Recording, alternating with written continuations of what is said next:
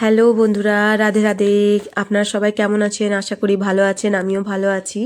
তো আজ আমি আপনাদেরকে খুবই সিম্পলভাবে গাজরের হালুয়া করে দেখাবো, খুব কম খরচায়। তো এখানে আমি দেখুন 500 গ্রাম গাজর ধুয়ে ভালো করে কদ্দুকস করে নিয়েছি। আর এখানে আমি অল্প কাজু, কিশমিশ আর বাদাম ওটাকেও ভালো করে কেটে নিয়েছি।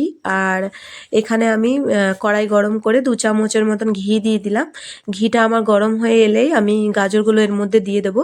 তো পুরো ভিডিওটা দেখবেন, নিয়ে দেখবেন যে কী করে বানালাম আমি, কিভাবে কি ঝটপট 15-20 মিনিটের মধ্যে আমার গাজরের হালুয়াটা রেডি হয়ে গেছিলো। তো এখানে আমি প্রথমেই যে গাজরের জলটা থাকে ওটা আমি ভালো করে ভেজে ভেজে ঢাকা দিয়ে সব জলটাকে শুকিয়ে নেব। আর আমি গাজরটাকে এখানেই সিদ্ধ করে নেব। তাতে আমার দুধটাও কম লাগবে, খুব বেশি দুধ দিতে হবে না। দুধ যদি গাজরটা এখন আমি সিদ্ধ না করে নিই তাহলে আমার অনেকটাই দুধ দিতে হবে। তো এখানে আমি ভালো করে ঢেকে ঢেকে আর গাজরটা যে জলটা আছে সেটাও তোমার শুকিয়ে যাবে আপনার। আর আপনার কি বলে, আমার দুধটাও কম লাগবে। তো এখানে আমি ঢাকা দিয়ে ভালো করে ভেজে নিচ্ছি গাজরটাকে প্রথমেই। তো আপনারাও এইভাবে একবার বানিয়ে দেখবেন, খুবই টেস্টি হবে খেতে।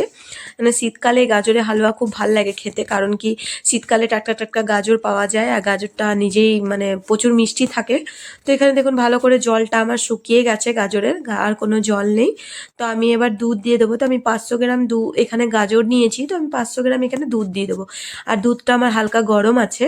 আর দুধের উপরে যে সরটা থাকে সেই সরটাও আমি দিয়ে দিলাম। দিয়ে এখন আমি ভালো করে দুধটা দিয়ে ঢাকা দিয়ে ফুটিয়ে নেব। তো এখানে দেখুন দুধটা দেওয়ার পরে পুরো দুধটা টেনে নিয়েছে আর আমার শুকনো শুকনো হয়ে গেছে। এবার আমি যে কেটে রাখা আমার ইয়েগুলো ছিল, কাজু, কিশমিশ, বাদাম, ওগুলো আমি দিয়ে দেবো।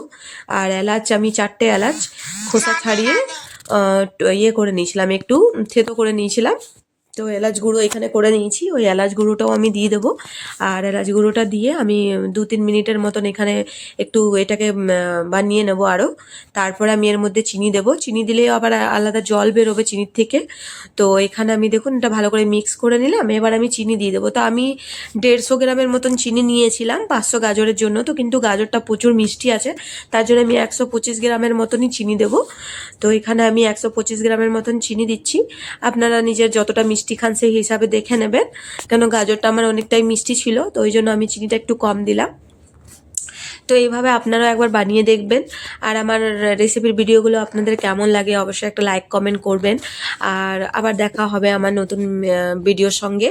তো আমি ব্লগ ভিডিও বানাই, ডেলিকার যে আমার বাড়ির কাজকর্ম সব কিছু থাকে, তার সাথে সাথে আমি রেসিপির ভিডিওগুলো এটাতেই আপলোড করি ইউটিউবে। তো আপনারা পুরো ভিডিওটা দেখবেন আমার। আর এখানে আমার দেখুন জলটা এখন অনেকটাই জল আছে, তো আমি ভালো করে হাই ফ্লেমে নেড়ে চেড়ে শুকিয়ে দেবো। তো যখন আপনি হাই ফ্লেমে রাখবেন তাহলে নাড়তে থাকবেন, ছেড়ে দেবেন না, কারণ আপনার ছেড়ে দিলে নিচে লেগে যাবে। তো আমি এখানে নেড়ে চেড়ে দেখুন জলটা পুরো আমার শুকিয়ে এসেছে। তো এবার আমি কি করব, এবার গ্যাসটা বন্ধ করে ঢাকা দিয়ে দেবো। ঢাকা দিলে কি হবে, হালকা যে জলটা আছে ওটা আপনার ঠান্ডা হলেই শুকিয়ে যাবে। তো এখানে অনেকটাই গরম আছে, ওই কারণে জল জল লাগছে আপনার। কিন্তু এই রকমই চিনি নামিয়ে দেবেন, কিছুক্ষণের মধ্যে বসে যাবে। বেশি যদি আপনি শুকনো করে দেবেন তাহলে কিন্তু অনেক শক্ত হয়ে যাবে, তো এটা আর ভালো লাগবে না। তো এখানে আমার রেডি হয়ে গেছে। তো সবাই ভালো থাকবেন, সুস্থ থাকবেন, আবার দেখা হবে একটা নতুন ভিডিওর সঙ্গে। আর কেমন লাগলো এটা অবশ্যই একবার একটা লাইক বা একটা কমেন্ট করে জানাবেন। অনেক কষ্ট করে ভিডিওটা বানালাম আপনাদের জন্য।